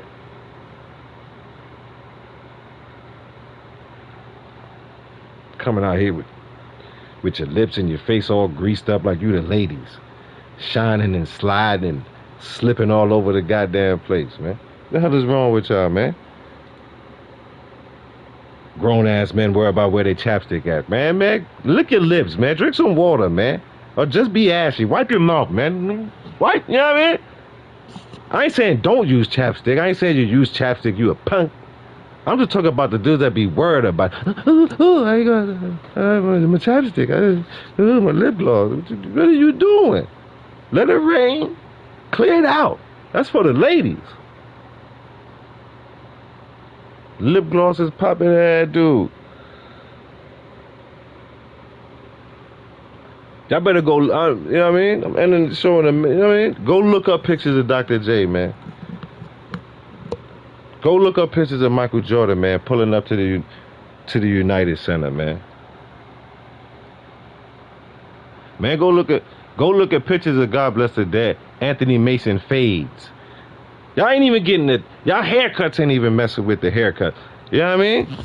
Mister, because now I'm gonna go at it. Now all y'all bump the 90s dudes, preferably Guild Arenas. And all y'all dudes with y'all alternatives to try to kill one of the greatest eras in basketball ever, that made y'all little young punks be able to get the shows and the platforms and the O's and the monies you got now.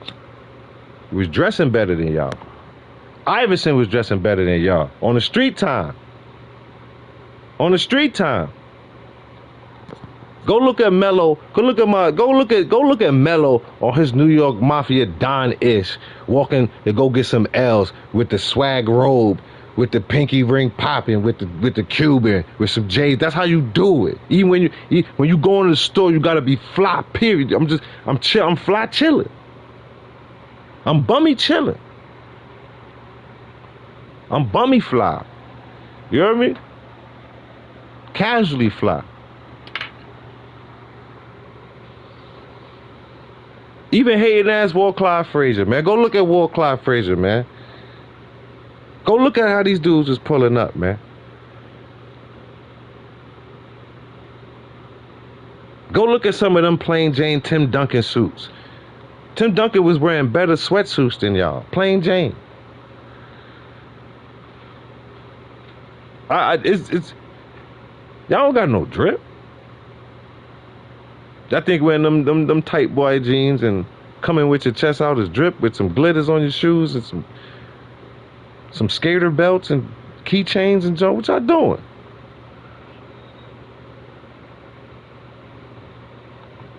A runway? We got a runway. Do you understand that they was the runway? There wasn't no need for a runway for dudes. The men was not pretending to be models that played basketball. These dudes was just men that hoop, and their fits was drip.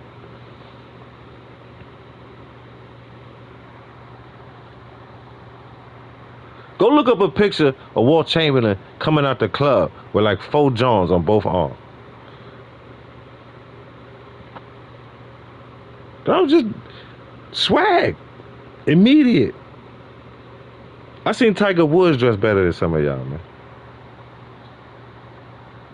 On the man tip. That's what we on some man, masculine dresses, fitted, what the ladies want to see. And I'm saying my wife, I'm saying what the ladies, so I know what I'm talking about. Lipinski, you got a wife, she probably tell you, I'm tired of seeing these. Not that they like them, but that's what they grew up. They seen their daddy. Did she pick you to a man? Women look like sports cars to us, and to the ladies, we look like nice trucks and shit to them. F-150s and Escalades and shit. Shit that pick up itch and put down itch. Move it. Power. Presence. You ain't supposed to be a man looking like a pink sports car. Huh? If you're a sports car, you look crazy. You look like the Batmobile Coupe or something, or one of them hard Johns. Like, you understand what I'm saying, Lipinski? Not saying that a man can't be a sport. You look like Bumblebee or some tough, some exterior. You hear me? You got the open pipes on your. You got the Hellcat package. You hear me?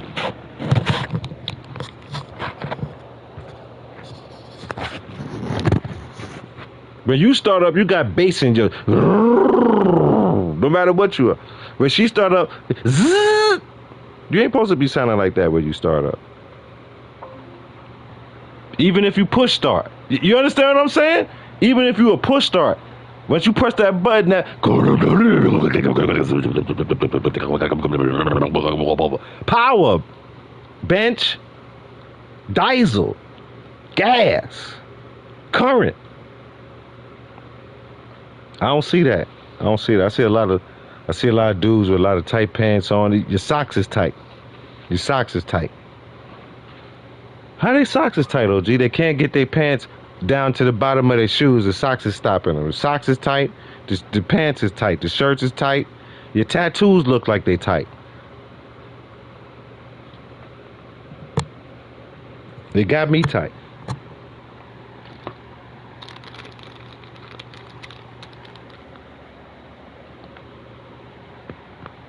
Yeah, man. And what started all that whole rant? We was getting on some astrology, John, talk about, you know, some Cancers, some Aquariuses, some Saggies, some Geminis, and all that. We was talking about that. Then, you know, start talk about the Cancer, the water people, and the Aquarian people, and you know what I mean, some of the homies. And then we just got into Dr. J right quick, man. Then it just took me into how, you know, undrippy, unswaggerificated the NBA is right now. Why y'all got a runway for men? Then you seen the runway for the ladies? I definitely gotta say this before I get the hell of, yo, y'all big, man. Let me tell you something, man. Let me say this right so I don't mess my channel up, man. I seen one of these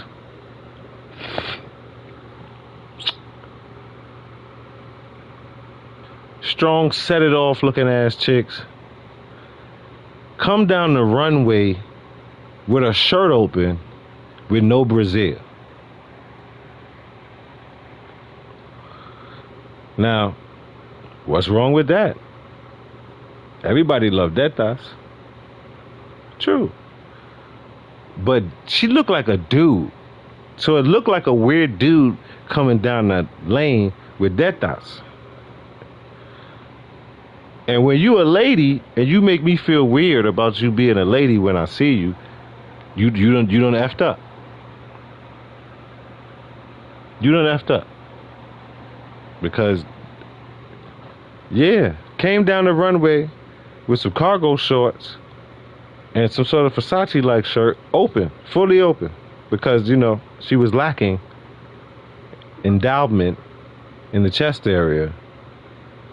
And then, with herself not identifying was right between her legs, she felt she could come out like a man. And quick note, young lady, men and women don't want to see no man coming down the runway with shorts and an open shirt with his chest out.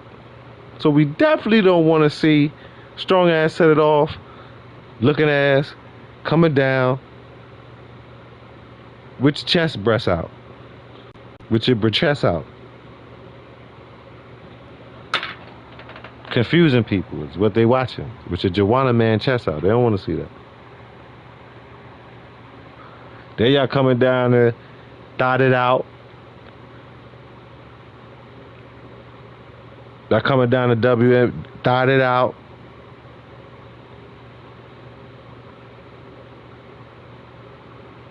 A WNBA player got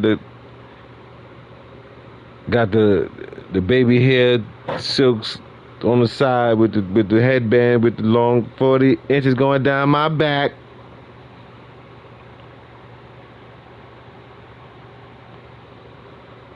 You understand what I'm saying? And then I'm gonna say it. I've been saying this since I was a young man. Y'all need to lower the rim. My wife said this. Y'all need to wear something tight and fitting, ladies like. Lower the rim. And take y'all aggression out. Start dunking on these chicks. Benches. Y'all ladies don't understand what it feels like to climb through the sky. And don't let it be a contact dunk, meaning that I am definitely stronger than you. I've gained more momentum. You are not enough of an inertia to stop my velocity and catch that body. I got bodies, not unalived basketball term. I've dunked on so many people that my elders, if I come back to New York, they've seen something. Boy, you, because you know I'm older now. You were bad when you was playing basketball. You was talking about turn around, bless you. Turn around. If I'm about to park, yeah, that's such and such son right there. They know, yeah. Y'all ladies need to experience that. It will help y'all with anxiety, all type of temperament issues. When you dunk on a bench, I bet you Angel Reese would feel good if she could have piked that joint on Caitlin Clark. She might miss that. She might, I don't know, she might miss the dunk. She can't make it late. But that, you know what I'm saying. The point of it, it's a release. It's the most impactful way to enforce your will on your opponent. Even though it is the most expensive or the most powerful 2 points you'll ever see. Because of the dynamic of how it was brought about. If somebody had to go through a crowd to get that dunk, that's not just two, that's 2 points, that's momentum. That's defeating, that's defeat within your enemy. They feel so oh, somebody's spirit is knocked. Y'all need to do that. The ball is smaller, it's lighter. I think y'all lane is smaller. Everything is smaller. Lower the rim, especially for Angel Reese and for everybody else. Yeah, once the first contact dunk that happened, and the girl go crazy over her, and it's a fluid. It has to be some colorful language. It has to be a couple of benches. You can't hold me. I told you these benches can't hold me. That's what has to happen on the first contact body dunk from an actual woman when they lower the rim in the WNBA. Y'all won't have to ask nobody for nothing. You won't have to ask to be paid attention to, because people will tune in just to see who's going to get bodied. I'm telling you. I give it to the ladies. They got the fundamental dribble, pass, run the play, 4 or 5 passes before. That's why the fellas watch it, because, you know, we got so much going on. We like to tweak it. We want to bend the matrix. We like to see how that's how you supposed to run that play. But at the end, all fellas be like, "Dang, I wish he could have dunked that right there, though." Take that out of y'all name. When you lower the rim and y'all run that first play, and the girl do the backdoor cut, and she come baseline and beep, beep, beep, beep, beep, beep, beep, beep, beep, beep. WNBA's, there it is. I just bought my percentage. OG Circle Game. I'm telling you, I don't even want big percentage. Give me 3% of all revenues forever. I'm good. It ain't about me. I'm gonna turn my mech suit in, you know what I mean? It's for my babies. I'm telling you. WNBA don't sell more tickets like that. Then I was wrong, and that's it. But this is the part of the show where I have to go. It's Lipinski's fault that I started late. It's Lipinski's fault that we ending late. I don't know. This is Lipinski's fault. He agreed to it on the other stream on Twitch _CircleGame 8, which I forgot to put in the chat yesterday. Let me do that now. I think I did it. I don't know.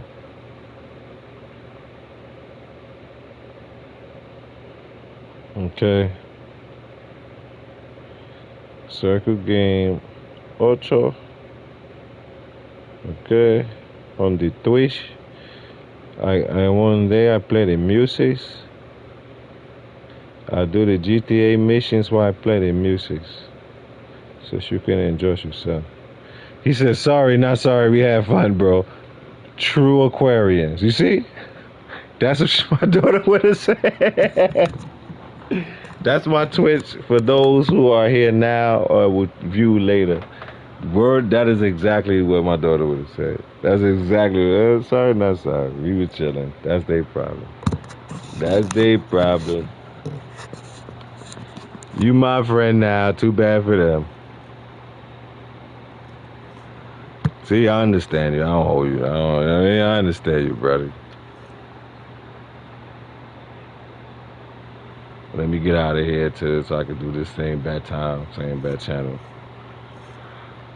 Hey, 2 hours. Yeah, I've been chilling with Lipinski today about 5-6 hours. I should have been with you to Solar House today. You should have gave me a cut. I should. I damn sure put us to work. I could have moved some ladders or something for you, whatever. Here we go. Eat your electrolytes. Drink your electrolytes. Love the people that really love you for you, because you know who you are, and more than likely you're a puto sucio. And drink water. Do not drink so much water that you flood your bowels and acquire diarrhea, because that ain't it. And as a young YN say in the street, skrrt, skrrt, pow, pow, pow. Malchia. Peace.